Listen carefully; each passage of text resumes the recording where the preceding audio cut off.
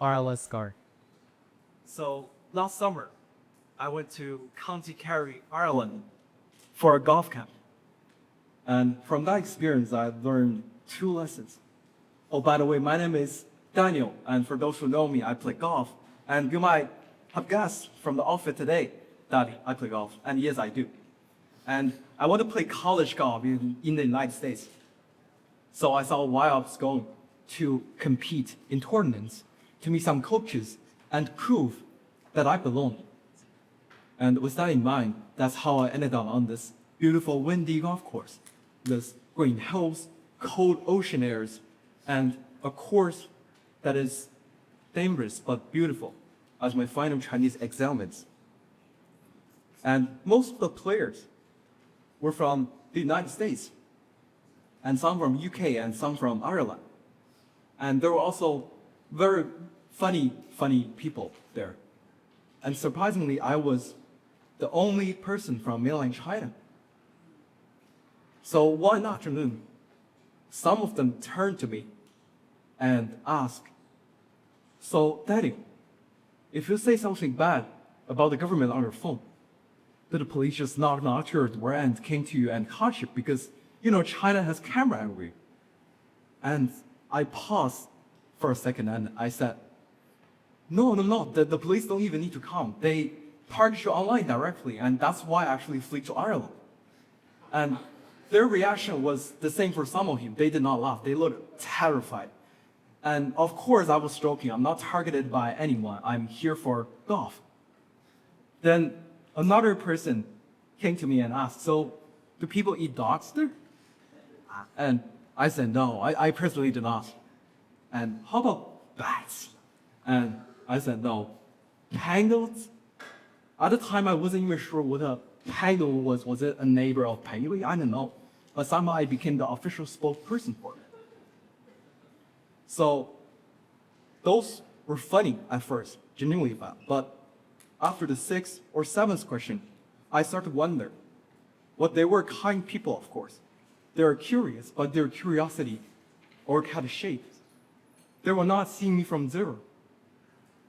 They were expecting me to answer certain question with certain amount of answers. And that was my first lesson about culture, about stereotypes. But that was not the most important lesson that I came here to talk about. The most important lesson was about the golf part. So let me keep going. I'm going to talk about the golf course, of course. The golf course did not care where I'm from, my ambition, my dream of playing college golf. The course was hard. Wind blew constantly, rain came sideways. And fighting about in the rough was like archaeological discovery on not playing golf. And the coaches had warned us, saying, well, it is okay to make mistakes here, and you are going to make mistakes. And what we are looking for is how we respond after mistakes, but not your scores. And I thought, I know that. Every athlete knows how to talk about failure, success, passions. But scores matters. Scores, of course, matters. Then it came the 12th hole at a golf course that I still remember right now. The 12th hole was called the mass hole, with a halo in front of the green, with as Irish Catholics once hold secret masses.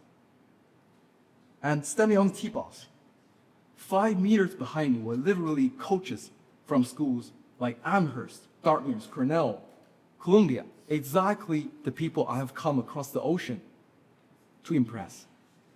And I know it was irrational, but in my mind I thought, well, that one shot, if I had it good, then maybe one coach would recruit me. So that one shot felt much bigger than one shot. And now I know it was a stupid idea. But at the time, I pull a ball, I tee up, and I swung. And I completely missed the target. I shanked the ball. The ball was gone. It went nowhere. And for 1 second, nobody said anything. I know the coaches were watching. But I could not explain it. There were no explanation anywhere. So I did the only thing I could. I picked up another ball, I tee up, and I hit. And luckily, the second ball went okay. I one chip and I put it in the hole. So somehow after one of the most embarrassing shots of my life, I somehow saved it. And that was the story. But at the time, I did not think it as a clear transformation, as a change. And even after I came back to China, I don't think there's a lesson over, my feeling of the Ireland experience was, oh, that was good, I survived. But if someone had asked me about, well, what golf lesson you learned right there, I'd probably sign and say, I don't know. It was not the exact transformation that I once imagined. Recently, in fact, last week, I thought the answers were right when I saw Aaron Babb win 2026 PGA Championship. He was the first British player to win this major for 170 years, and he was the first Indian descent to ever win a men's major. But that was not what shocked me. What shocked me the most was when you look at Aaron play, he does not look like a pro, like a professional player. He has some quirky habits. Yes, that's the word, quirky. Because when you watch him play, you will notice that instead of wearing one glove on your reading hat, he wore two gloves, which is often black in color. And instead of using an updated driver, he's using an old one, even older than mine. Instead of other players, he put covers on his iron claw, which is seen as unprofessional and immature.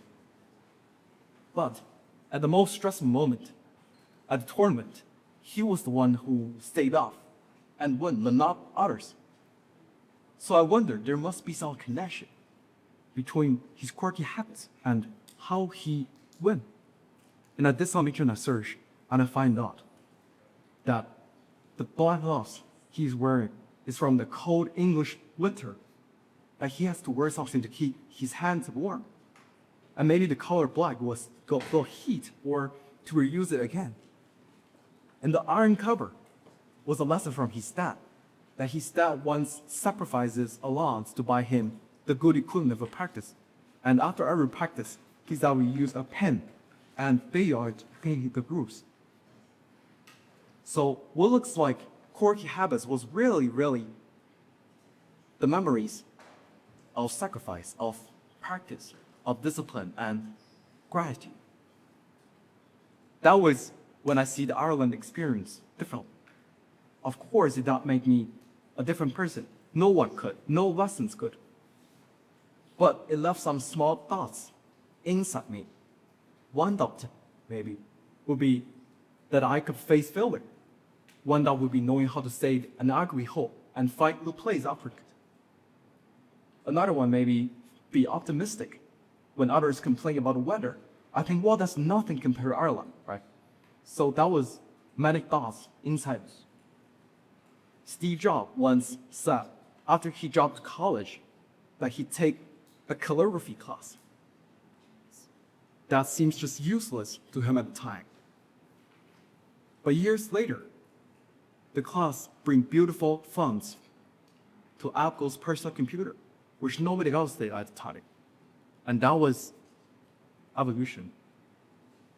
So Steve Jobs quote, and I said, you cannot connect those thoughts looking forward. You can only connect them looking backward and hope that somehow in the future those thoughts will connect with you. For me, Ireland was one of those thoughts of my life. And even when I get this speech right now, I might still not understand some of the thoughts. They're still hidden. Maybe they're still waiting for me to connect in the future. So that was the second lesson. A lesson about the delayed return of experience. We often expect that after sacrifice, after effort, that result will appear. We often expect a winning, a good grade, a trophy, a clear transformation. But lessons do not arrive or we want them. They wait in silence. They wait and shape the part of us about how we behave, how we think, how we keep going. And maybe some of them do not even appear within a person's lifetime. Maybe some of them appear as legacy, as the people we influence, as the part of the world we change, as the habits we pass down. So that was the second lesson about lessons arrive late. A lesson about lessons arrive after us. But I believe that if we live with enough patience, courage, and care, then nothing meaningful is ever truly wasted. Thank you.